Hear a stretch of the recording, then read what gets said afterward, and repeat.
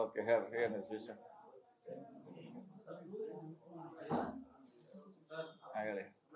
ಸಿದ್ದರಾಮಯ್ಯ ನಂತರ ಒಂದು ಅಹಿಂದ ನಾಯಕತ್ವ ಇಸ್ಕೊಳ್ಳೋ ಜವಾಬ್ದಾರಿ ಬರ್ತಾ ಇದೆ. ಯಾವ ರೀತಿ ವಿಷನ್ ಯಾವ ರೀತಿ ಇದೆ ಸರ್ ಅಹಿಂದ ಸಂಘಟನೆಗೆ?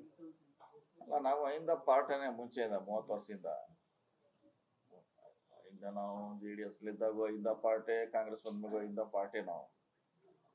ಸೊ ಅದ್ರಲ್ಲಿ ನಾವು ಹೊಸದಾಗಿ ಸೇರೋದೇನಿಲ್ಲ. ಅದರಲ್ಲಿ ಅವರು ಸಿದ್ದರಾಮಯ್ಯ ಇದ್ದಾರೆ, ಮಾದೇವಪ್ಪನ ಇದ್ದಾರೆ, ಪರಮೇಶ್ವರ್ ಇದ್ದಾರೆ, ಕರಿಗರ್ ಎಲ್ಲರೂ ಇದ್ದಾರೆ. ಇದ್ದ ಪಾರ್ಟಿ ಅದರಲ್ಲಿ ಏನು ಪ್ರಶ್ನೆ. ಸೊ ಅದನ್ನು ಮುಂದೆ ಕೂಡ ಅದೇ ವಿಷನ್ ಇದ್ದೇ ಇರ್ತದೆ. ಹಿಂದೆ ಏನಿತ್ತು ಮುಂದೆ ಕೂಡ ಅದೇ ಮುಂದುವರ್ತದೆ ಅಷ್ಟೇ. ಇಷ್ಟು ದಿನಗಳ ನಂತರ ಈಗ ನಿಮ್ಮ ಆಶ್ಚರ್ಯ ಆಗುವಂತದ್ದು ಏನು ಕೈ ಏನಿಲ್ಲ. ಅವ್ರೇನು ಹೇಳಿದ್ದಾರೆ, ಅವ್ರನ್ನ ಮುಖ್ಯಮಂತ್ರಿ ಸ್ಥಾನ ಕೇಳಿಲ್ಲ, ಅಧ್ಯಕ್ಷ ಸ್ಥಾನ ಕೇಳಿಲ್ಲ. ಕೇಳಿದ್ದವ್ರೇನು ಅಹಿಂದ ಅದು ಸಪ್ರೇಟ್ ಪಾರ್ಟಿ ಬಿಟ್ಟು ಅಥವಾ ಸರ್ಕಾರ ಬಿಟ್ಟಿರುವಂತ ಒಂದು ಸಂಘಟನೆ, ಅದ್ರ ಬಗ್ಗೆ ಹೇಳಿದ್ದಾರೆ. ಅದೇ ಹೇಳಿದ ಅದ್ರ ಪಾರ್ಟ್ ಅಂತ ಇದ್ದೇವೆ ನಾವು.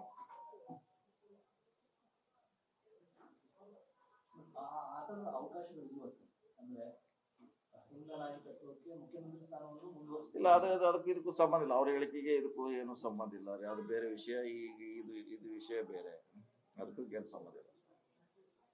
ರಾಜಕೀಯವಾಗಿ ಸರ್ ಯತೀಂದ್ರ ಅವರ ಬೆನ್ನಿಗೆ ಸುಮಾರು ಜನ ನಿಂತಿದ್ದಾರೆ ಸರ್. ಯಾಕಂದ್ರೆ ಕೆಲವರು ವಿರೋಧ ಮಾಡ್ತಿದ್ದಾರೆ, ಇನ್ನು ಕೆಲವರು ಯತೀಂದ್ರ ಅವರು ಕರೆಕ್ಟ್ ಹೇಳಿದ್ದಾರೆ, ಸತೀಶ್ ಜಾರಕಿಹೊಳಿ ಅದಕ್ಕೆ ಸಮರ್ಥರಿದ್ದಾರೆ ಅನ್ನೋ ಚರ್ಚೆ. ಅಲ್ಲ, ವಿರೋಧ ಮಾಡುವಂತ ಪ್ರಶ್ನೆ ಇಲ್ಲ. ನಾವೇನು ಮುಖ್ಯಮಂತ್ರಿ ಸ್ಥಾನ ಕೇಳಿಲ್ಲ, ಅವ್ರು ಮುಖ್ಯಮಂತ್ರಿ ಸ್ಥಾನ ಹೇಳಿಲ್ಲ. ಅವ್ರು ವಿರೋಧ ಮಾಡೋರು ಆ ಸ್ಥಾನದ ಬಗ್ಗೆ ಅವ್ರಿಗೆ ಅವರು ಕನ್ಫ್ಯೂಷನ್ ಅಲ್ಲಿ ಇದ್ದಾರೆ. ಅವ್ರು ಹೇಳಿದ್ದೆ ಬೇರೆ, ಇವ್ರು ತಿಳ್ಕೊಂಡ ಬೇರೆ. ನನ್ನ ದೃಷ್ಟಿಯಲ್ಲಿ ಅದು ಸಪ್ರೇಟ್ ಸಂಘಟನೆ ಇದೆ. ಅದರ ನಾಯಕತ್ವ ವಹಿಸ್ಕೊಳ್ಳಿಕ್ಕೆ ಯಾರ್ದು ವಿರೋಧ ಅವಶ್ಯಕತೆ ಇಲ್ಲ. ಅವ್ರೇನು ಮುಖ್ಯಮಂತ್ರಿ ಸ್ಥಾನ ಪಡೀರಿ ಅಥವಾ ಅಧ್ಯಕ್ಷ ಸ್ಥಾನ ಪಡ್ರಿ ಅಂತ ಎಲ್ಲೂ ಹೇಳಿಲ್ಲ, ನಾವು ಕೂಡ ಕೇಳಿಲ್ಲ. ಹೀಗಾಗಿ ಅದಕ್ಕೆ ವಿರೋಧ ಅನ್ನೋ ಪ್ರಶ್ನೆ ಉದ್ಭವಿಸಲ್ಲ ಅಂತ.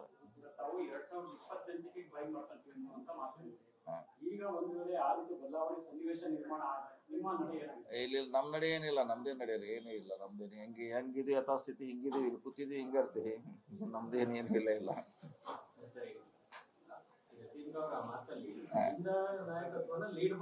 ಹೌದು, ಅಷ್ಟೇ ಹೇಳಿದ್ರು ಅವರು.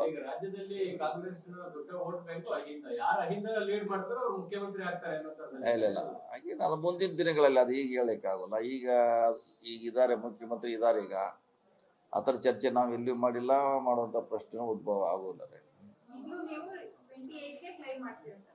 ನೋಡೋಣ, ಬಂದಾಗ ನೋಡೋಣ. ಇನ್ನು 28 ಚುನಾವಣೆ ಆಗ್ಬೇಕು, ಎಲ್ಲ ಬಂದಾಗ ನೋಡೋಣ. ಅದ್ರ ಬಗ್ಗೆ ಚುನಾವಣೆ ಆಗ್ಬೇಕು, ಚುನಾವಣೆ ಆದ್ಮೇಲೆ ನೋಡೋಣ. ಸನ್ನಿವೇಶ ಸಂದರ್ಭ ನೋಡಿ ನಿರ್ಧಾರ ಮಾಡೋಣ. ಪಕ್ಷದ ಸಾರಥ್ಯ ವಹಿಸಬೇಕು ಅನ್ನೋ ಒಂದು ಚರ್ಚೆ ಕೂಡ ಕೇಳ್ಬರ್ತಾ ಇದೆ. ಬರೀ ಪಕ್ಷದ ಹೈಕಮಾಂಡ್ ಅವರು ಏನ್ ಮಾಡ್ಬೇಕು, ಯಾರಿಗೆ ಮಾಡ್ಬೇಕಂತ ಅವ್ರು ಮಾಡ್ತಾರೆ. ಈಗ ನಾವ್ ಹೇಳ್ಕೊಂಡ್ರೆ ಅದಾಗೋದಿಲ್ಲ, ಅಥವಾ ಯಾರು ಹೇಳಿದ್ರು ಆಗೋಲ್ಲ. ಪಕ್ಷ 70 ವರ್ಷ ಅನುಭವ ಇದೆ ಪಕ್ಷಕ್ಕೆ, ಸುಮಾರು 100 ವರ್ಷ. ಸೊ ಅವ್ರು ನಿರ್ಧಾರ ಮಾಡ್ತಾರೆ. ನಾವೇ ಅದನ್ನ ಕ್ಲೇಮ್ ಮಾಡೋದ್ರಲ್ಲಿ ಯಾವುದೇ ಅರ್ಥ ಇಲ್ಲ.